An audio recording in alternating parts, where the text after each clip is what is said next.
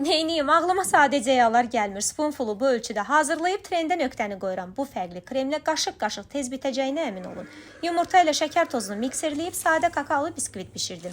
Biskvit soyayana kimi qanaja keçirəm. Şokolad və qaymağı vamodda bişirib otaq temperaturuna kimi soyuduram. Keçək kremə.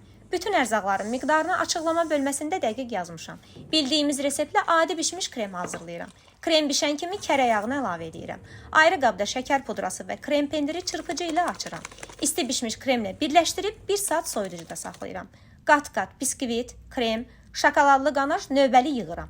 Hamısını yığdıqdan sonra ən azı 3 saat soyuducuda gözləyirəm ki, ləzzəti önə çıxsın. Soyuq halda dondurmadan daha dadlı olur desəm inanmazsınız.